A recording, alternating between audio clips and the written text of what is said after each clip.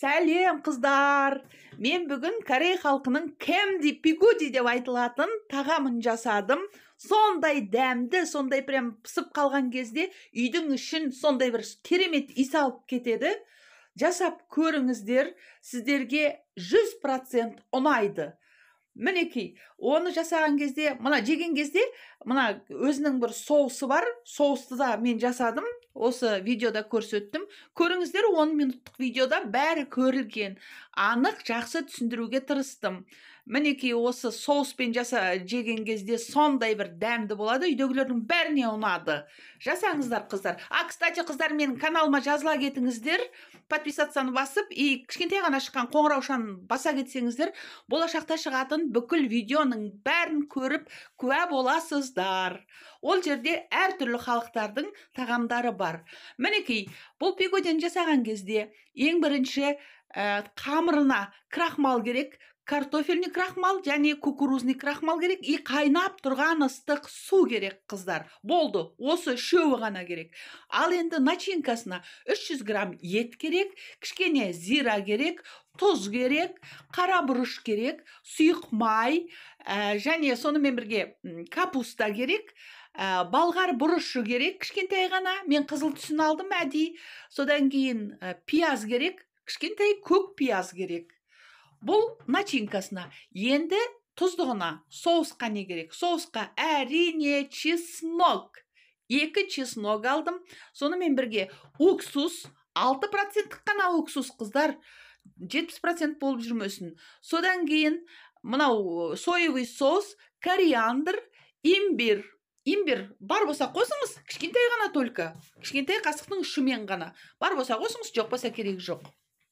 Міне, қыздар, қазір ең бірінші жасаған кезде мынау овощтарды ұсақтап тураймыз. Мінекей, мынандай қылып барлығын турап алдым. Мен бірінші пияз, бұрыш, капуста және көк сарымсақты, көк пиязды. Содан кейін етті де тура сондай қылып турадым, ұсақтап. Кстати, қыздар, менің каналымда ең қатты етті қалай жұмсартуға болатын туралы 2 видео салып қойдым.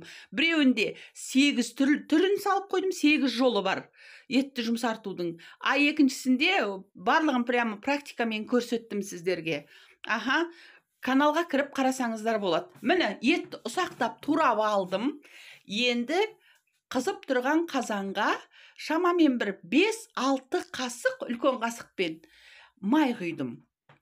Май құйдымдағы майды да қатты қыздырдым. Қызғанына әптен көз жеткізгеннен кейін, мінекей бұлай пияз салып көріп, көз жеткізгеннен кейін пияздарды салып қуырдым әлгіні. Содан кейін қатты қызып тұрған неге майға салған дұрыс пиязды. Содан кейін кішкене қызарды. Қызарғаннан кейін бардым да жаңағы ұсақтап туралған етімді салдым. Етті салып тағы араластырып жіберген кезде өзінің соғы шықты еттің. Сол кезде мен қақпағын кішкене жауып қойдым. Жаңағы өзінің соғына кішкене шала пыссын деген оймен қақпағын жауып қойдым. Одан кейін суының бәрі тартылып, қазір мінекей видеодан көрінеді. Міне. Суының бәрі тартылып, майға қуырылып жатыр ет. Осы кезде бір кішкене араластырып жібердім дағы. Одан кейін капустаны салып жібердім.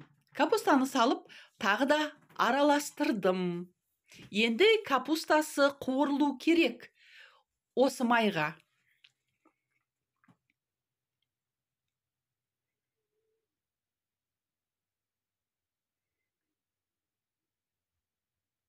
Шамамен бір 5-10 минут қуырылуы керек. Кстати, қуырылып жатқан кезде тұз салмаңыздар, қыздар. Ол су шығып кетеді, лишний раз. Тұзды ең соңынан саласыздар. Хорошо, дайын болған кезде саласыздар. Одан кейін жаңағы балғар бұрышын салдым. Салдымдағы астын жауып тастадым.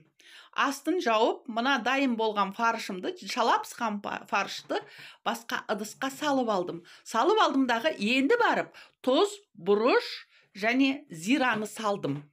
Салып араластырып, кішкене суыттым. Кішкене суығаннан кейін барып қана мына мен көк сарымсағымды салдым. Көк сарымсақ дейді бізде семейде, көк пияз. Көк пиязды салдым. Енді фаршым дайын болды. Фарш дайын болғаннан кейін ғана барып, мен қамырға кірістім. Мінекей, крахмалды салдым. Қыздар, қанша грамм екенін барлығын описанияға жазып кетем, хорошо?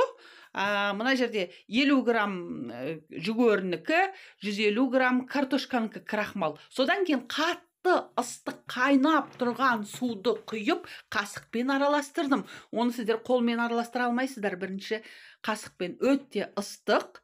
Мінекей, қасықпен өстіп араластырдым да, қолыма перчатка киіп, перчатка кимеске болмайды. Перчатка киіп, столдың үстіне түсіріп алдым. Қыздар, бұның басқа әлгі ұннан иленген қамырдан айырмашылығы, бұл алдамшы. Ойлап қаласыздар бірінші, суы аз екен деп. Жоқ, қолдарыңызбен бір-екі рет матап-матап, мұжып жіберген кезде суы жеткілікті екеніне көздеріңіз жетеді. Бұны кәділгі ұннан иленген қамыр сияқты көп уақыт илемеңіздер. Кішкене илеп жіберген кезде өзі дайын бола қалады. Ұзақ илемеңіздер, ең қандырам деп. Бұны суытпауға тырысыңыздар. Егер суып кетсе, бұл тез кеуіп кетеді. Сынғыш болып қалады, сынып қалады да кәділгідей. Не сияқты, цемент сияқты болып сынып қалады. Сондықтан да, мінекей одан кейін, мінекей осы фольга қағазына орап, суымасын, орап қойып қоясыздар. 5-10 минутқа қойып қоясыздар, кішкене тынсын. Қойып қоясыздар да, мінекей тынды, 10 минут өтті, 5-10 минут. Одан кейін алып, оны екіге бөліп, содан кейін жаю процесіне кірісесіздер. Ана екінші бөлікті мен қайтадан фольгаға орап қойдым, қыздар. Суып кетпесін, кішкене жылдамдатуға тырысыңыздар, қыздар. Өйткені бұл кеуіп кетеді, тақ қайталап айтайын. Ана жол қыздар айтты ғой, мына кісі мұжып жаман түсіндіреді екен деп. Мен төмен кластың мұғалімі болғаннан кейін, аз уақыт төмен кластың мұғалімі болып істеген кезде менде сондай бір әдет пайда болып кетті. Ұзақ түсіндіретін, каждый детальды қазбалап түсіндіретін бір жаман әдетім пайда болып кетті. Ну, ничего, қойып кетем ондайды. Вот, мінекей осылай бірінші жайып аласыздар. Одан кейін бұны жұқа қылып жайыңыздар, қыздар. Неғұрлым жұқа болса, соғұрлым ол прозрачный болады. Ішіндегі әртүрлі светтер көрініп тұрады. Сосын кейін мінекей осылай шәугімнің қақпағымен өстіп ойып аласыздар. Мынау кішкентай қамырлар қалды емес пе, мінекей. Соны аласыздар да қайтадан соғана фольганың астына қойып орап қоясыздар. Мінекей жаңағы начинкамызды салдық.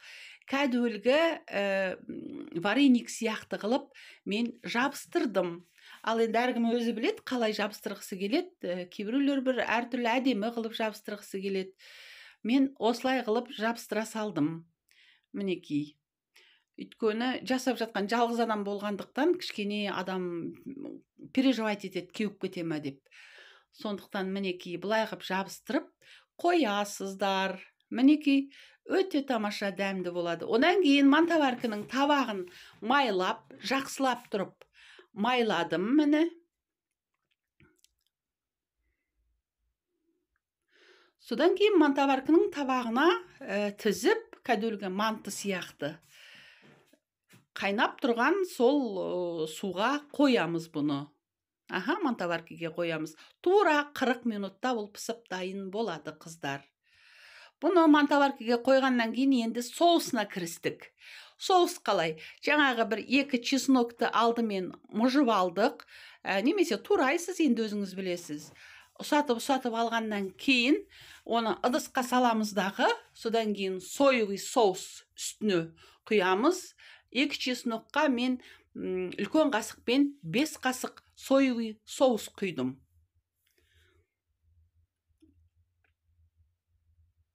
Қыздар, каналға жазылып, кішкентай қоңыраушаны баса кетіңіздер.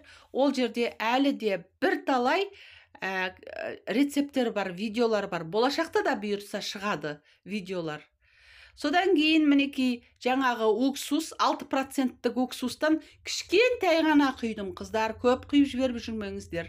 Кішкентай ғана. Егер 70%-тік уксус болса, 1-2 тамшы ғана тамыза салыңыздар. Одан кейін кориандрдан тоже чуть-чуть қасықтың ұшымен ғана, соны саламыз. Одан кейін имбир тоже қасықтың ұшымен ғана. Соны саламыз. Кішкене ғана дәмі шықса болды. Соны салып, жақсылап тұрып, араластырып, осы соусымызды жасаймыз. Еще қызыл бұрыш. Қызыл бұрышты енді әркім өзі біледі. Мен өзім қызыл бұрышты өте жақсы көрем. Осы кәрістердің тамағын жақсы көрем негізі, өйткені бұрыш ашты ғой. Қызыл бұрышты өзіңіздің қалауыңыз бойынша саласыз. Мінекей менің соусым да дайын болды. Ал енді біздің міне прозрачный пигодимыз дайын болды. Бұл пигодиді салған кезде, қыздар тарелкаға салған кезде, тарелканың астын майлап жіберіңіздер міндетті түрде, өйткені бұл жабыспақ келеді. Ана несі ыстық кезде, бұның тестасы ыстық кезде қамыры өте нәзік болады. Байқаңыздар, және бір-біріне жабыспақ келеді. Міне қыздар, өте күшті дәмді пигоди дайын болды. Менің племяннигіме, жеңгеме бәріне ұнады. Бірінші рет жеп тұр екен, тура керемет жақсы көріп. Жасап көріңіздер. Елейсіздер, басқа да жасайтын шығарсыздар. Өздеріңіздің ойларыңызды, бұның өзі бірнеше рецептісі бар негізінде. Сон өздеріңіздің ойларыңызды жазыңыздар. Пока!